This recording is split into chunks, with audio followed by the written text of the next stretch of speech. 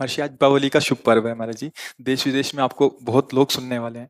महाराज जी आपके कुछ आशीर्वचन कि आज क्या सावधानियां रखें, क्या करें क्या ना करें महाराज जी। असल बात क्या है कि जितने भी हमारे त्योहार होते हैं वो भागवतिक होते हैं। इनमें कोई ना कोई संबंध हमारे भगवान की लीलाओं से होता है।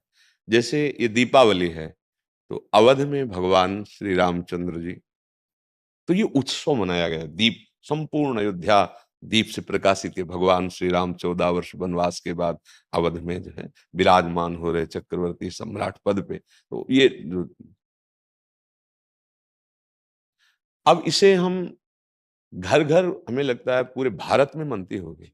सद्भावना तो है। दिवाली का पर्व है तो कुछ न कुछ लेन देन भेंट होती है ना। भाई कोई परिजन आया, उनको खवाया खवाया पियाया कुछ, तो हमारी प्रियता यही है कि तुम सुखी रहो, तुम स्वस्थ रहो, तुम मुस्कुराओ, तुम आनंदित हो। कैसे? अच्छे आचरणों से, भगवान नाम जप से। अगर बुरे आचरण करोगे तो भाई तुम्हें रुपया शांति नहीं दे सकता। देखो, कोई वो चूक ना कर देना जो घर में, गांव में और समाज में आप ऐसे उठा के न देख पाए।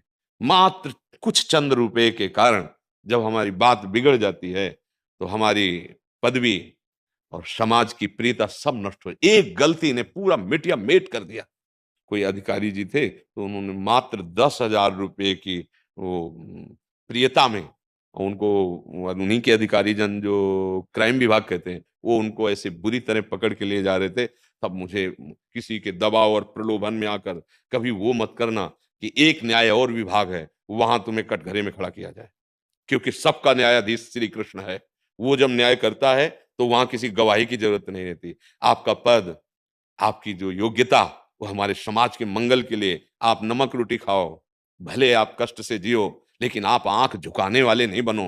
आंख में आंख डाल के बात करने की क्षमता रहे और अपने पद के द्वारा अधर्म को दंड देने की क्षमता रहे। अगर आप गलती कर दिए तो पढ़ाई लिखाई, माता पिता, समाज, इससे आप आंख नहीं मिला पाएंगे, सब व्यर्थ हो जाएगा। ये क्यों व्यर्थ हो जाता है? जब हमें ये बात समझ में आती कि धन में सुख है, बुद्धि भ्रष्ट हो गई, पतित हो गई बुद्धि। नहीं, धन में सुख नहीं, धर्म में सुख है। आप देखो ना, बहुत आप अधर्म पूर्वक धन ले तो आप देखो आपका परिवार बिखर जाएगा, अशांति पैदा हो जाएगी। ऐसी संतानें पैदा होंगी जो आपको हर समय देखकर जलाती रहेंगी। पक्का विश्वास मानना। तो ये जो हमारा त्योहार है, इसका आंतरिक भी स्वरूप है। हमारे हृदय में भक्ति कर दीप, प्रेम कर बाती। हमारे अंदर ज्ञान का प्रकाश। जैसे हम घर में दीपक जलाते हैं तो अंधेरा जाता है ना, बाहर के अंधेरे जाने से हमारे हृदय का अंधकार तो नहीं मिटेगा ना। तो हमें हृदय का भी अंधकार नष्ट करना है। जब बाहर की दीपावली इतनी खुशी दे सकती है, तो अगर अंदर की दीपावली हो जाए तो कितना आनंद आ जाएगा। फिर तो हम आनंद सिंधु में डूब जाएंगे। कौन सा दीप अंदर जलाया जाता है? भक्ति का दीपक और प्रेम की बाती। अगर भक्ति का दीपक, प्रेम की बाती हो जाए तो उस प्रकाश जो प्रकट होता है उसे ज्ञान कहते हैं। उस ज्ञान से ये जितनी भी चिंता, शोक, दुख, मृत्यु आदि का भय है, ये सब नष्ट हो जाएगा। आप शरीर नहीं है, आपका स्वरूप सच्चिदानंद है। किसी भी शस्त्र अस्त्र की ताकत नहीं कि आपको मार सके। और ये शरीर बच नहीं सकता, क्योंकि ये प्रकृति का है और ये मरेगा। जैसे ये बच्चा से कब जवान हुआ, कब बूढ़ा हुआ आपको पता नहीं चला, ऐसे ही कब मृत्यु आ जाएगी आपको पता नहीं चलेगा और शरीर छिन जाएगा। ये प्रकाश होता है अंदर। और जब ये बात पता चल जाती कि मैं कौन हूं, तो नाच पड़ता है आत्मानंद। यज्ञ ज्ञात्वा स्तब्धो भवति, मत्तो भवति, आत्मा रामो भवति। जिसको जान लेने पर वो शांत हो जाता है, वो मस्त हो जाता है, वो आत्मा राम हो जाता है। ये आई दिवाली अंदर की। तो ये भक्ति कर दीप और प्रेम कर बाती किसी बाजार में नहीं मिलती है। ये बाहरी दीपक और बाती तो बाजार में मिल जाती है, लेकिन ये भक्ति कर दीप प्रेम कर बाती कहाँ मिलेगी? बोले साधु संगति करी अनुदिन राती। यदि भगवत प्रेमी महात्माओं का संग हो जाए तो दीपक भी मिल जाएगा, बाती भी मिल जाएगी और प्रकाश भी हो जाएगा, अज्ञान अंधकार नष्ट हो जाएगा। हमें लगता है खूब बढ़िया दीपक जलाए और मंजीरा उठावे, भगवान नाम कीर्तन करे 10 20 50 लोग मिलके, फिर एकांत में नाम जप करे, ठाकुर जी को भोग लगाए, आरती करे। तो ये सात्विक, भगवान आए तो सब उत्सव मनाए, आनंद मनाए, आसुरी प्रवृत्ति वाला कोई भी कार्य ना हो। पर हमको ये समझना पड़ेगा कि जैसे हम दीपावली उत्सव में जुआ आदि खेलने लगते हैं, लोग नहीं खेलने लगते कि भाई साल भर तो हम नहीं खेलते, पर दीपावली को तो खेलें। क्यों भाई? कहाँ लिखा हुआ है कि आप दीपावली को वो अपराध करें जिसमें कलयुग का वास रहता है, जिसमें बड़े बड़े धर्मात्माओं की भारी भारी विपत्तियां आए? धर्मराज युधिष्ठिर, महाराज नल, दमयंती, बड़े बड़े पावन चरित्र हैं महापुरुषों के। क्यों? द्यूत कीड़ा में कलयुग का निवास है। कलयुग, शराब पीना, मांस खाना, परिस्त्री गमन करना, स्वर्ण चोरी करना, द्यूत कीड़ा करना। द्यूत माने जुआ खेलना। तो जैसे दीपावली को, ज्यादा तो हमें ज्ञान नहीं, पर गांव में हमने देखा था कि जो लोग नहीं खेलते थे वो भी खेलते थे। आज हम दांव लगाएंगे, पर प्रभु से पूजन करो, अपने प्रिया प्रीतम का या भगवत विग्रह किसी का, और बैठ जाओ माला लेकर के 12 बजे रात्रि तक खूब नाम मंत्र जप करो। बड़ा शुद्ध, कई गुना बढ़ करके लाभ मिलता है। दीपक जला लो घी का, खूब गुरु मंत्र जपो, नाम जप करो, द्यूत कीड़ा आदि नहीं। ये सब आपको असत मार्ग में ले जाएगी। और अंदर भी जब हम नाम जप करेंगे, भक्ति करेंगे, तो अंदर प्रकाश बहुत जरूरी है। आज हमारे बाहर तो प्रकाश की बहुत बढ़िया व्यवस्थाएं हैं, हाइलोजन, बिजली सब चल रही। जब बिजली नहीं तो जनरेटर से चल जाएगा। अंदर अंधकार छाया हुआ है, नहीं छाया हुआ। इस अंधकार में जब तक दीपावली नहीं होगी, तब तक वास्तविक आनंद का अनुभव नहीं होगा। और यहाँ आनंद, जैसे हम देखो अंधकार में क्या, रस्सी को सांप समझ रहे हैं, भयभीत हो रहे हैं। शरीर में इतनी आसक्ति, मैंने मान लिया मैं स्त्री हूं, मैं मान लिया मैंने पुरुष हूं। नहीं है तू, ये तेरी पोशाक है।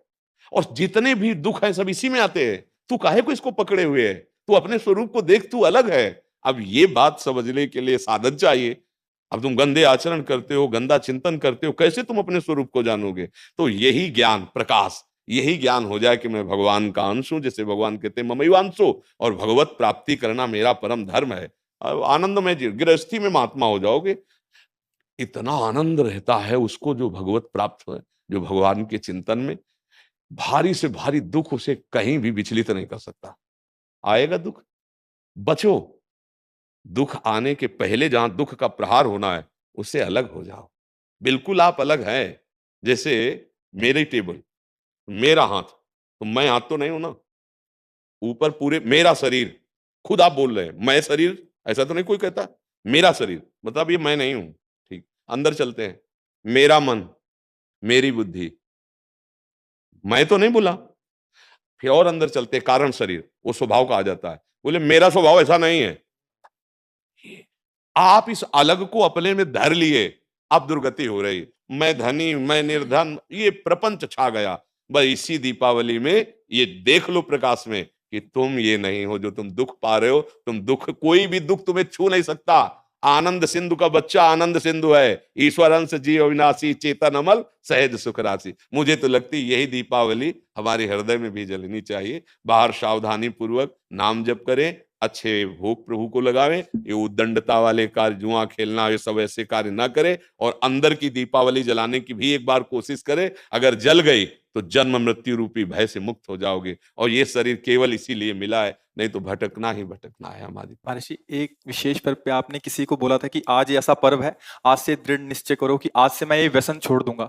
तो महर्षि आज बहुत सारे नए युवक भी आपसे जुड़े हैं महर्षि। तो महर्षि आपकी तरफ से उनके लिए, क्योंकि उनको एक दृढ़ता चाहिए कि कोई तो एक बोले हमें कि आज से व्यसन नहीं करूंगा हाँ, मैं। हम तो प्राय हर एकांतिक के समापन में सबसे कहते हैं, ए भैया तुम आए हो, आज से तुम गलत आचरण न करो, शराब न पियो, माताओं बहनों की तरफ पाप दृष्टि से मत देखो।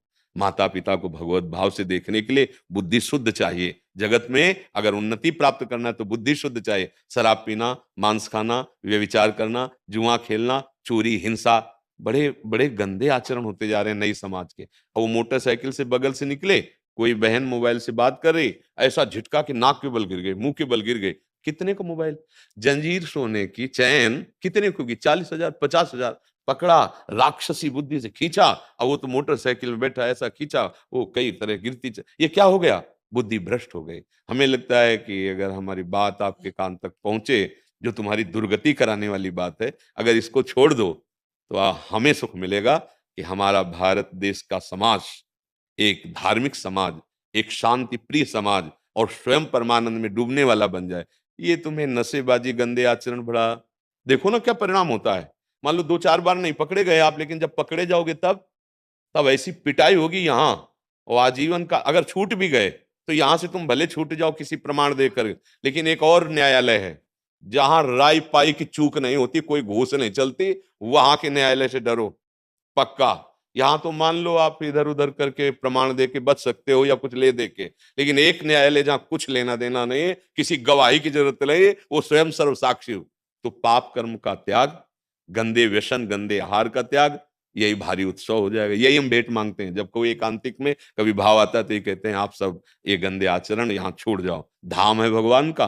और जो मान लो ठीक का ना, अधर्म के धन से कभी सुख शांति नहीं मिलती, और ये अधर्म तभी होता है जब हमारी बुद्धि खराब हो, और बुद्धि खराब तभी होती है जब ये 6 बातें होती हैं। पक्का समझ लेना, शराब पीना, मांस खाना, पर स्त्री से या पर पुरुष से व्यभिचार करना, और हिंसा करना, और चोरी करना, द्युत कीड़ा आदि चोरी करना, जैसे ये चोरी ही मानी जाती है।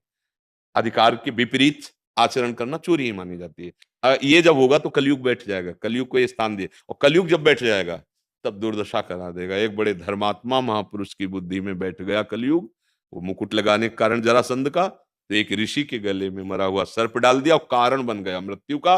7 दिन में तक्षक काटेगा, ऐसा संगी ऋषि ने साप दे दिया। इसलिए बहुत सावधान। हाँ, हमारे पास भगवान की कृपा से जो आपका आना हुआ है, आप नशा रहित, आप गंदे आचरण रहित एक अच्छे मानव बने, तब आप में देवता बनने की सामर्थ्य आवे, दैवी संपदा आवे। फिर आप चाहो तो नारायण बन सकते हो। जब नारायण नर बन सकता है तो सीढ़ी हुई ना, तो आप इसी से चढ़ सकते हो। नर नारायण बन सकता है क्योंकि हम उसी के अंश हैं। तो इसलिए सत्संग का लाभ लें और व्यसनों को त्याग दें। वृंदावन में बैठे हो, अगर नियम ले लो तो बहुत बड़ा सहयोग मिल जाएगा। कि भाई कोई कसम खवाई जाती है तो मंदिर में नहीं चखा जाता, चलो मंदिर में। तो एक मंदिर क्या, यहाँ तो धाम है 84 कोस ब्रज, यहाँ नियम ले लो, शराब नहीं पियेंगे, मांस नहीं खाएंगे, पराई माता बहन को गंदी दृष्टि से नहीं देखेंगे, चोरी नहीं करेंगे, जुआ नहीं खेलेंगे, हिंसा नहीं करेंगे। ले लो अंदर से। जो नहीं करते हो तो धन्यवाद के पात्र, जो करते हो तो बताने की जरूरत नहीं, नियम ले लो, मंगल हो और जाएगा। जो यूट्यूब से सुन रहे हैं, सोशल मीडिया से सुन रहे हैं, वो कैसे लें? हाँ, जब हम बोल रहे हैं तो वचन कान में गया और वो साक्षी मान ले, वो हमारे वचन को साक्षी मान ले, संत वेश को साक्षी मान ले, और उनको पावर न मिले तो बताना। जो दवाइयों से तुम नशा नहीं छोड़ सकते, बात मान लेना, वो पावर आपको अपने आप पहुंच जाएगा। जैसे पिछले में कोई बोला जी था महाराज जी। कि हम अपने परिवार के मांस मछली ये सब छोड़ दिया हाँ खाना, महाराज जी, पिछले बैच में महाराज जी। पिछले बैच हाँ, में बोला कनाडा था। से आए। हाँ, क्या हम कभी मिले हैं? ना कभी देखा है। हुआ क्या? उसने बात मान ली ना, साक्षी का मान ली। तो ये शब्द ऐसे नहीं निकल रहे हैं, ये ये मनोरंजन नहीं है। आप सच्ची बात समझना, ये केवल आपके कल्याण के लिए निकल रहे हैं, और आप पकड़ लो, इनमें ताकत है। जैसे आपसे कह दे कि आज से शराब ना पीना, आप नियम ले लें, तो आपकी जो दिक्कत होगी छोड़ने की, वो आपको पावर मिल जाएगा। क्योंकि भगवान छुड़वाना चाहते हैं ना, तो सामर्थ्य भी देते हैं। ये केवल ढांचा भर है, काम उन्हीं का हो रहा है, वो ही कर रहे हैं। अगर वो ना करें तो इस ढांचे में बोलने की सामर्थ्य नहीं, आप सच्ची समझ लेना। ये दिमाग जो काम कर रहा है हमारा नहीं कर रहा है, इस शरीर का। हाँ, ये श्री कृष्ण का कर रहा है, ध्यान रखना। तो वो तो अपार सामर्थ्यशाली है। हाँ, ये शराब मत पीना, तो मत पियो, आप देखो आप में सामर्थ्य आ जाएगी। आप ये वचन पकड़े रहना, जहां भी होगे वहीं श्री कृष्ण है। जहां भी कोई कण और कोई क्षण ऐसा नहीं जो श्री कृष्ण से अलग हो। हर समय तुम्हारे साथ हैं, वो तुम्हें पावर दें।